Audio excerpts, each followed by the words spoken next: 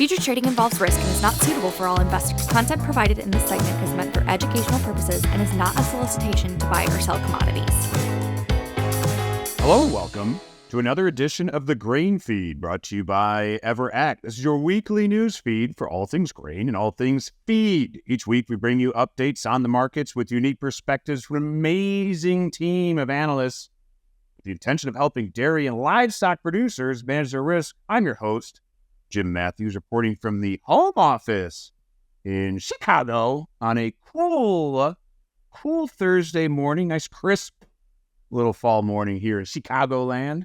Joining me today, as always, from Kansas, Director of Feed Foundations, Mr. Jake Kingsley, and returning to the Grain Feed from way down in Atlanta, Illinois, Director of Buyer Relations, Mr. Verl. No doubt, Prather team. How are we today? Doing good. Cold. Jake, all right, help the viewers. How cold is it in Kansas this morning? Freezing cold, like 58 degrees. 59? Yeah, I don't want it. Winter coat. It's a freezing 59 degrees. My kids were cold on the way to school. I'm cold right now in the house. The heater's on. Oh, yeah. I bet with wind chill, you were down to like 53. I bet it's like a igloo in there. It's chilly.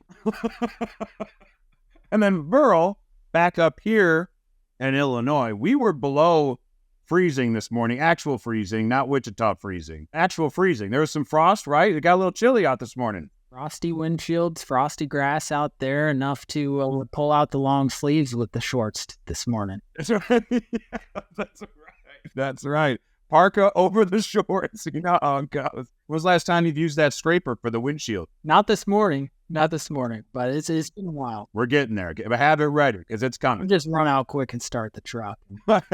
Boy, good man. Good man. All right, so we've got a lot to run through today, but real quick, Verl, surrounding area, Atlanta, Illinois, how are things looking out there field-wise, harvest-wise?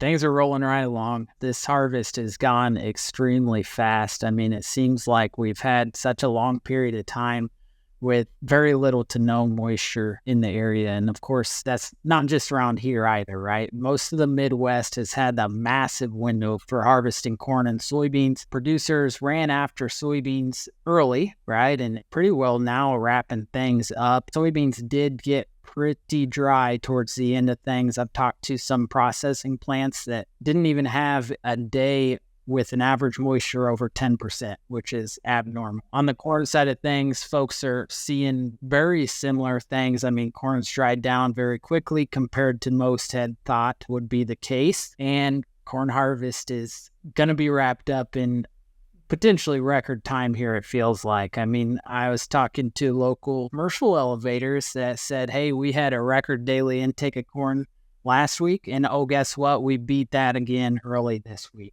It's an impressive year, right? The way things started off back, February, March, all we could talk about was how dry it was. It was going to be a 2012. People were thinking back to that year, and then things turned an abrupt corner in April. We got way more rain than we even needed, and then ended up having a pretty ideal summer for the most part. Some folks in late June had a more difficult time with excess moisture, but now we run through this harvest and went from being too dry to just drying up. Things are rolling right along, and I think we're seeing the markets reflect some of that activity. So, Paige, if you'd kindly timestamp the broadcast, it is Thursday morning. It's 11:20 Chicago time, which is a little bit later on our recording today. The markets are mostly steady now. That was not the case earlier this morning and or overnight. We did take December corn down just below $4 per bushel there earlier. We hit $3.99, but there's a lot of folks stepping back into this market to own that $4 December corn level. We also have taken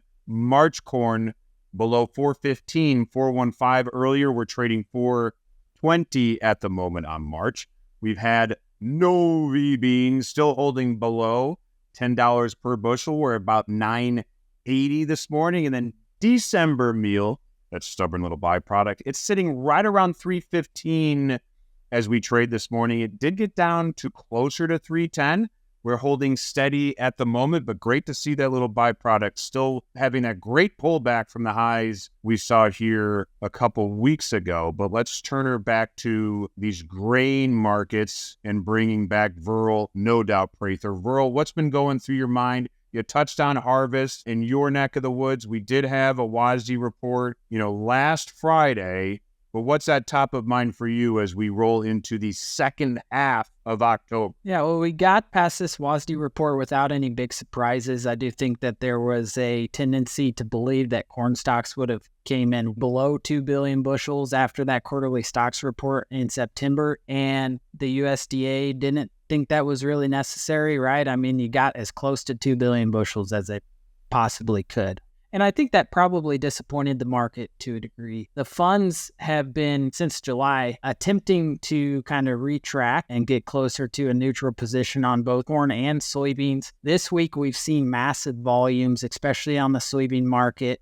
And as well, we're seeing open interest rising on a declining market. And it just feels like those funds are starting to push the sell button yet again on soybeans, especially as we start to see some rain and some better forecasted rains even going forward for South America. It looks like planting progress is going to speed up pretty quickly down there. And then on top of that, right, with this massive pace of soybean harvest and how quickly it came about, there's that kind of time frame. You haul into a commercial elevator during the fall and they give you like a 7 to 10 day grace period and a chance to decide, hey, do you want to sell this grain or these soybeans, or do you want to enter those into commercial storage and pay 20 plus cents as a fee to do so? And it seems like that grace period for a lot of folks is probably coming due. It just felt like, hey, a lot of these producers are just going ahead and throwing their hands up on soybeans and letting them go.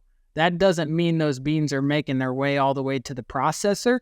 We've seen processing basis actually have to firm up on soybeans because those bins are locked away in a commercial elevator or on the farmer's bin site on the farm. And, everybody's focus right now is move to corn. Gotcha. Okay. And I think that's important because we do talk about some of that lag, right, in the soybean market to the soybean meal market on generally seasonally. Do you also see a similar pressure in the byproducts at this time of year? Yes, but there's that slight lag because to truly physically make the byproducts, you need the original product, right? So you have to get beans, and there's a couple of those, middle stages. It's not always field to processor, right? Or field to crush plant. There's often those middle elevators that take that on and other additional commercial storage that you mentioned. Verl, as we look at this corn market, there's been a lot of push and pull from the outside, right? You brought up the Brazilians getting their rains finally, right? That was kind of a 2-week delay in terms of what the more normal rainfall hits for Brazil. And we had Mark Russo on last episode from Everstream Analytics to talk about some of the global weather. Great to see them get that rain, but that's more of a direct impact on soybeans for them. We've seen soybeans then come under pressure kind of in tandem, like you said, Verl,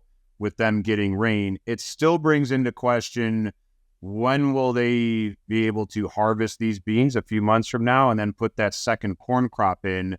And was adding support to the corn market, but now we're back towards $4.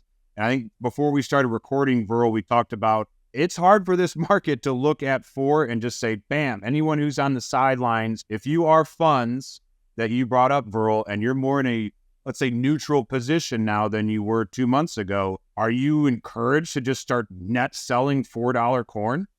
Probably not, right? I mean, how much lower are you going to go from here with a real profit on that short position? So how substantial is $4 going to be, Verl, for the next couple months? I do think it's a big number, at least, like you said, over the next couple of months, right? I mean, everybody's got a pretty decent idea of what they think corn yield's going to end up at this point, right? And basis can kind of tell you the story on that as well. As this harvest has continued, corn basis has gone into retreat, right? I mean, it's being very defensive. We're weakening. We're seeing more weakening in the processors almost every day, it seems like. So the corn is out there. It's a big crop. But over the next couple of months, we're not going to have a USDA kind of confirmation, if you will, until the January WASDE report. And so maybe the funds are a little more hesitant at $4 until we get that, hey, yeah, it was a massive, 183 plus bushel crop. We've got to remember that would be a national record by like 6 bushels an acre. Just huge. Friday WASDE was kind of a letdown almost. It was just okay, they raised corn yields a little bit, and then,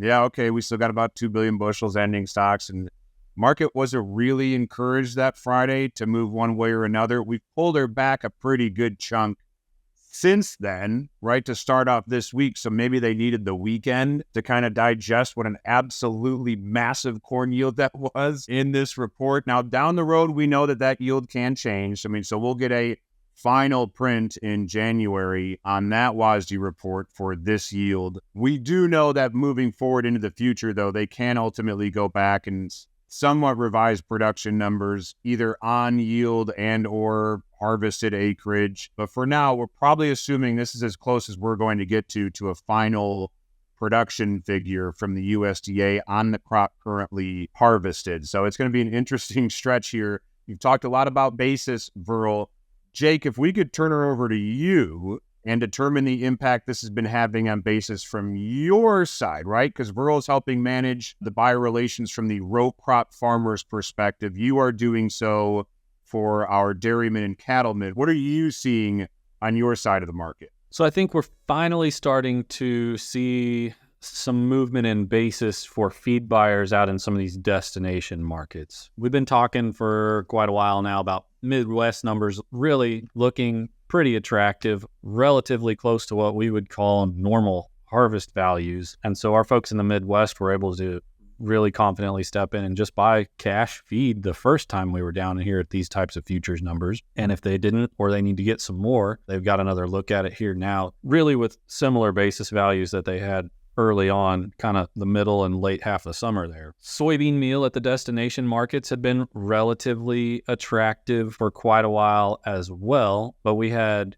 canola and some other proteins as well as corn basis still holding on to a fair bit of premium. And then, of course, we resolved or at least temporarily delayed the rail logistic issues in Canada. We saw exports kind of slow down on canola going out of Canada, and they've got their crop coming in, and we've seen canola basis in some of these rail-dependent markets start to settle down and become more attractive to where folks can take advantage of this futures market without hesitating too much and really get a fair bit bought there for what they need for the next year. And now we're starting to see, as the Midwest moves from bean harvest, really starting to race into corn, that pipeline starting to load up and some of those basis numbers out, particularly in the West where it had been fairly stubborn, Arizona and California and Washington. Those folks just in the last week or 10 days have seen a 10, 15, 20 cent per bushel breakdown in basis.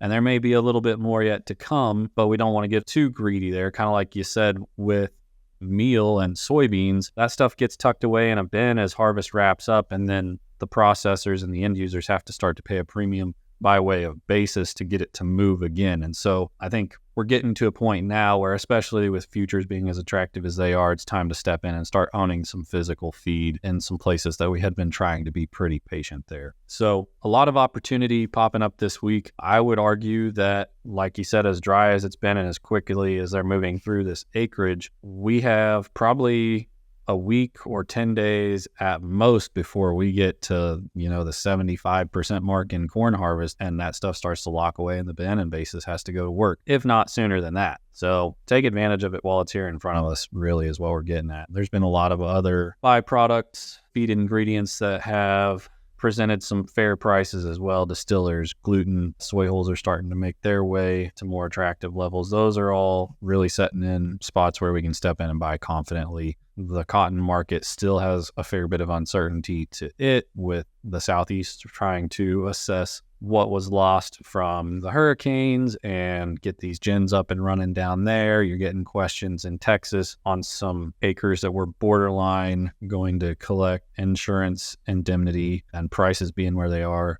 if some of that stuff gets harvested, that could change the overall outlook of that crop. So we're watching that one pretty closely. Okay. Thank you for that, Jake. Yeah, I think the big question on everyone's mind, right, is, all right, how low does basis actually go for an end user here? And all the discussion we've been having over this massive harvest, things are looking in our favor. It's a good feeling. We're glad that we have it pulled back, because back in August, when we hit those lows, we encouraged a lot of people to step in, especially on futures ownership and pricing and or hedging, but also basis, depending on where they sat in the country. A decent chunk. We didn't tell everyone to do everything.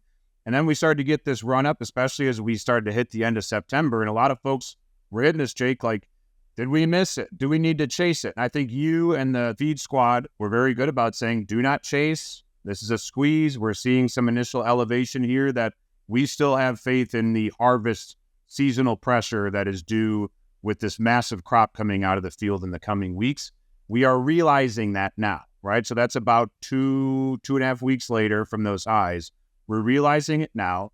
We don't want to get greedy and say, let's just let this keep going and give this another month or so.